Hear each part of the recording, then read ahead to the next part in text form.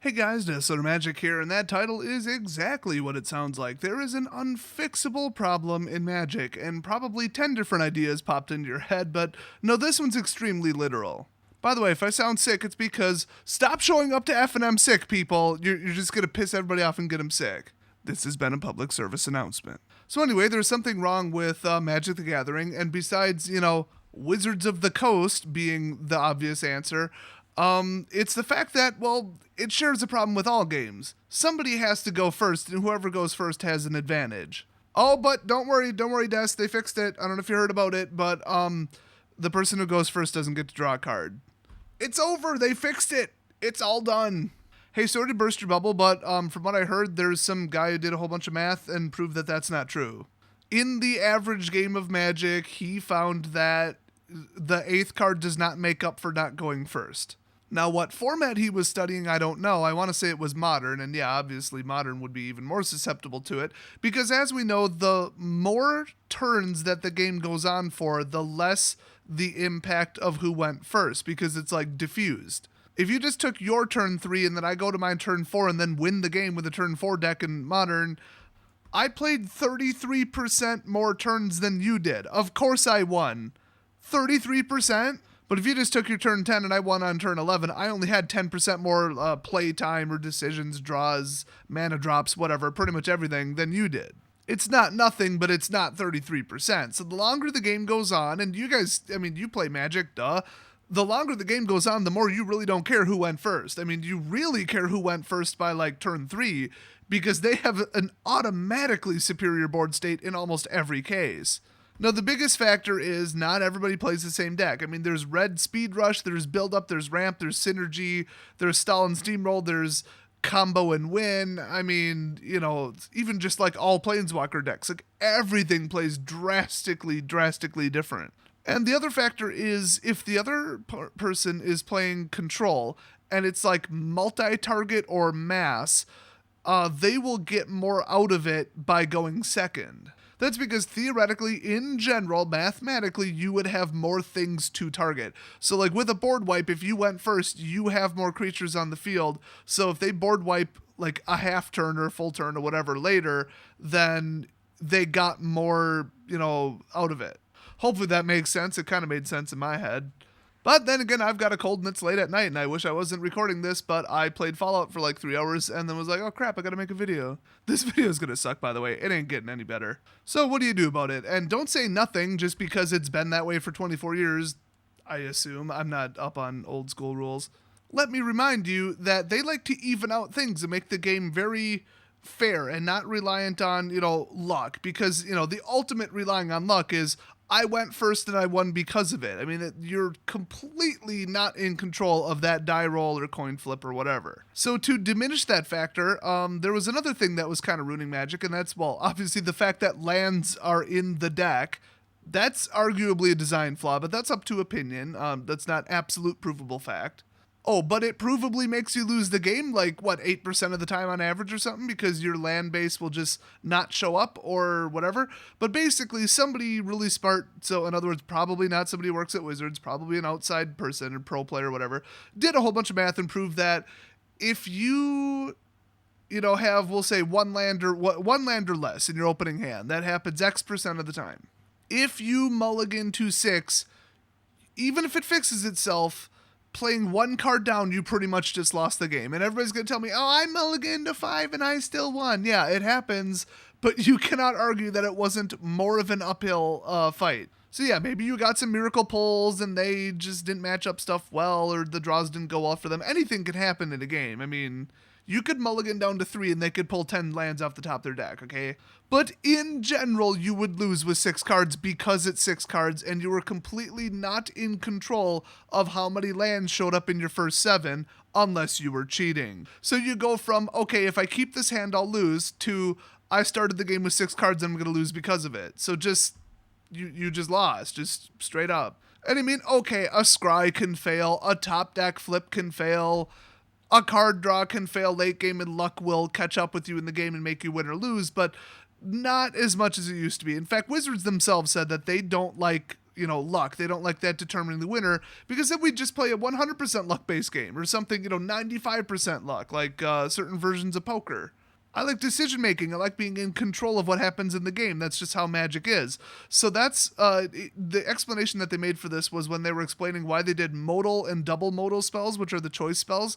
I think it was even Rosewater that made this article. I don't quite remember. But it said something to the effect of they don't like luck, they don't like variance, and neither do pro players. They want to outplay the opponent, not outluck them, because that's just stupid. I'm sure that was their exact phrasing. So they said, yeah, a spell that does 4 things and you pick 2, that's like, are you a good enough player to read the board state, look at the number of cards in hand, remember what they played last game, etc., and then make the correct decision, because it's a decision. They want more decisions and more things in the player's hand other than, did I draw the right card, did I draw the wrong card, did I draw the combo, or did I not draw the combo, did they stop the combo, or did they not? The more the decisions, the better, and I definitely agree with that for the most part. So what did they do? They created the Scry Mulligan, or it's named after some city. Let's just call it the Tijuana Mulligan, because I don't remember where it happened. So the Tijuana Mulligan is where you mulligan and then you get to scry one once you choose to keep. I guess scrying before you choose to keep was too good. It was like too consistent for combos, because for high complexity combos it gave you too many looks or too many chances. So they fixed it. I've never seen anybody say this is bad for the game, I don't like this change. Everybody's like, cool. I hate mulliganing to 6. Good. Yeah, make it up to me. Give me a scry. Maybe I'll dig my way out of this. Finally, it might turn into a fair fight, I might verify that, yeah, that 7th card is perfect, or get a bad card out of the way, which is way more important. It's kind of like starting with 6.5 cards. I mean, mathematically in some cases. So, yeah, it was a little bit of a step up to make up for something that was unfair and that people didn't like. So step back to the whole whoever goes first wins thing, and yeah, we've got a bit of a situation there, and like I said, the faster the games go, the more it's a problem. And let me just outline this for people who are still disagreeing with me that this is a problem or that this is real. Okay, clone myself. I'm playing against myself. We both get the exact same deck. So we're both going to make the exact same play decisions or mistakes or whatever, play errors. Everything's going to be the same. We're playing with the exact same deck. In fact, give us both the same opening hand and put the libraries in the same order. Okay, now there is 0 variance other than who's going first. Whoever goes first will win 100% of the time. Unequivocally, 100% of the time they will win, with the exception of if somebody gets in a really effective board wipe on turn 5 or something. So in an absolute true mirror match, the determining factor is whoever goes first, and it's nearly 100% effective and reliable that whoever goes first will win. So it's a little bit more covered up and not obvious. It's a little bit more subtle if we're both playing equivalent power decks, but completely different strategies, roughly the same speed, roughly the same damage output, roughly the same, goodness and power level of the deck, but completely different colors, we'll say. Still, whoever goes first is going to win that game. There is such a ridiculously high chance. You guys don't even understand, the probability and math of it. I barely understand it, but I do know that it's a problem. So the obvious solution is make the games go on longer, and they have kind of done this. I mean, every time that Modern shrinks down to a turn 3, they get rid of whatever's causing it, and they have openly said that they want it to be turn 4. I have the quote. Way too lazy to edit it into this video, but trust me, somebody said it. Look at the Amulet Bloom announcement if you don't believe me. Yeah, if it was turn 3, the person who goes first wins, period. That's why Vintage is just idiotic. I haven't taken a look at it lately, but at least 3 or 4 years ago, it was a joke. It was just, hey, I won the die roll, and I also won the game, probably. I mean, it's not a sure thing. It's maybe 80%, but it really did come down to who went first. I've seen a statistic, I think it was from MTGO even, or maybe X Majors, I don't remember. But they said, the person who goes first in Vintage wins X% of the time, just in general as a blanket statement. And it was, a lot. It was a really high number. And Vintage is just, turn 2 degenerate garbage. So it's not even real Magic. I don't even know why I'm referencing it. I have 0 respect for the people who play it and how much they spend and just the type of people who play it. And the game in general, if you want to be generous enough to call it a game. No, I'm not kidding. People have sued each other and won because they didn't like how their opponent was shuffling their $3,000 card, and they claimed and had proof because they had scans ahead of time so that they could sue their opponent if they shuffled it too damagingly. Yeah, and they took them to court and they won. Yeah, that's vintage players. That's vintage games for you. They should actually rename it. Instead of vintage, it should be renamed to rich douchebags suing each other over card damage. I mean, if they wanted to accurately portray it. Anyway, back to the actual video. Modern is, turn 4+, and then standard, I'd say, I mean, some of them can win on turn 5, especially if they go first. I mean, that would be like all out red blitz, but typically I'd say 7-8. I mean, that's more the average. And some standard games can easily go to like turn 15-20. You think on turn 20, I give a crap who went first? We don't even remember who went first at that point. It's such a non-issue because it's like, oh, I destroyed this and did this and removed this and enchanted that, and now I've got this, and then I made this decision, and it's like so far removed from, oh, they had a superior board state on turn 3, like, who cares? So the obvious solution is slow down the game, and thank God they've been doing it. I mean, what's popular right now? Synergistic tribal boost, where you just get one more of everything, cats, mummies, zombies, whatever. And then there's like rampy stuff. There's a lot of mana dorks. There's a lot of, just big mana late game. There's treasures, obviously. And you might say, oh, that speeds it up. Not really. Actually, ramp decks aren't that fast. I mean, they ramp up to like really big stuff early, but in general, they're not really that fast. They've got a lot of kind of control heavy decks right now, a lot of control heavy spells, really, really good, powerful control spells like, I guess I'd say Fatal Push. That's not necessarily the best. Walk the Plank. How about that one? And in fact, I mean, like stuff like Deck in Stone, Bile Blight, ooh, that was some removal power. Well, removal slows down the game because they did something, you undid it.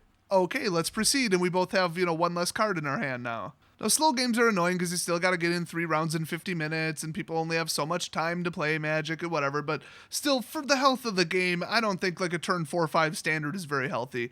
And like I said, the major problem, besides people preferring to have more elaborate games because they're more fun and more decision heavy and more dynamic, is the fact that whoever rolls, the dice and gets a higher number is going to win because they're going to go first. So that is the real solution, slow down Magic. Let's go into some fake solutions, and these are kind of comical. This is what people have suggested in the past and some of my own ideas. Okay, the person who goes first starts with 6, and the other person starts with effectively 8 because they get to draw when they start the first turn. That would affect different deck types unevenly, and that's the problem with almost every single one of these solutions. Like, a combo deck would really get hurt by that, but like a red rush deck, maybe not. And then giving an 8th card or a 9th card, letting the person basically start with 9 cards, ooh, that's rough. Combo players would just dominate, and honestly, even red rush players, I mean, yeah, they're a turn behind and they can't swing into a board state that's a turn advanced necessarily, but 1 extra card before top decking, that is no joke. So that would be a little bit much. How about this one I came up with myself? This is pretty dumb. They take their untap, upkeep, draw, and then you take your untap, upkeep, draw. Then they go to the first main phase. Then you go to your first main phase, and you alternate. So basically, you both take the first turn and all the rest of the turns at the same time.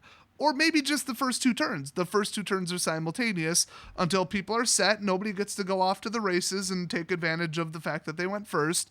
And going first would be like a non-issue. That's actually a pretty darn good solution. It just wouldn't work in practicality because of all this, oh, you get a second combat phase, and oh, well, if I swing, then you're going to swing back, and it's like you'd have to think ahead on like everything. The game would get annoyingly complex on decisions, and just a whole bunch of stuff would fall apart. It just wouldn't, it would be so drastic, everybody wouldn't like it. There's a million reasons not to do that. But from a mathematical standpoint, it would work. It would even it out. The best one I've heard is, if you don't go first, you start with 25 life, or 23, 21, 2, 3, 4, whatever. Basically some amount that isn't 20. Now, in a perfect scenario, this is the perfect solution. So they're playing Red Rush and they go first, okay? If they were going second, they might go from, oh, I burned you down 20 within 4 turns, I win, to literally not able to swing at all because you put creatures on the field before they did. Like, it's that drastic. Well, what if they had to swing at you 1 entirely additional time because you're at 25 and they can only do, 21 damage max. So you buy yourself an extra turn, but you can't use that turn against them because they still built up their board state quicker by going first. So, they can afford to swing with 3 creatures and leave 2 there because they basically started before you. They started dropping creatures out before you. And this is all in general, your results may vary, but just in general, they should have more creatures than you in the average typical deck. So then you can't use that extra stall time where you're like, oh, I'm down to 2 life. I would have lost the game, but I didn't. Yay, I bought myself an extra turn, and then you counter swing for the win. That's just not how it would work. So they get an extra turn, bonus turn, whatever, by starting the game first, and then you get a bonus turn late game by having more life. It's actually not a bad solution, except that it does absolutely nothing to solve certain deck types, like the stall and steamroll decks, which is an old RTS term. It's like I'm going to do, 50 damage anyway, like when my thing goes off. And I could say combo players too, It doesn't even have to be an infinite combo. It could just be, I comboed these 2 cards and I do 100 damage. Yeah, that 25, it doesn't really matter, and they still went first and they still got the combo off a turn earlier, so... whatever. So somebody playing Strength of the Tejuro, okay, they get it all set up, they get the mana, they cast it, and they swing, and everybody has +8/+8. That's more than 25, trust me. By the way, look it up. That's how my modern deck works. It's pretty cool. It's called Tap Dance. So in some cases, it would do nothing to solve the problem, which is where we are right now, doing nothing about it. And in other cases, it would completely fix the problem by evening the game out. Well, then let's do it. So, okay, I guess the title is a bit of a misnomer. It is a fixable problem. It's just not easily fixable, and there's no universal fix. So it's still not perfectly fixable. But overall, what do you guys think of that? What do you think of all these solutions? Do you have a better one? Has anybody else been talking about something? Should you just let the person who goes second scry no matter if they mulligan or not? Would that help? I mean, it would help combo players, I guess. If they get out their starting hand faster and you just get out better cards, that's arguably even, but it really could backfire and benefit the person too much. So there are lots of ideas. Some were a little bit too out there to even mention in this video. Now, regardless, I do like Wizards' attempts lately to slow down the game a bit and do ramp into dinosaurs. Oh, a 6-cost spell is, something you might do. Because the longer games, the better for the diffusion of unfair advantage. That sounds so scientific, I'm totally going to call it that. So leave any of your comments down in the comment section. Maybe you guys could, crowdsource or group think, or no, that's a negative, whatever. You're going to collective consciousness it. None of those are the term. I don't know what the term is. Oh, brainstorm. I think it's just called group brainstorming. Yeah, that thing. Go do that in the comment section. I'm going to go get in the shower because I feel like crap. See you guys next video.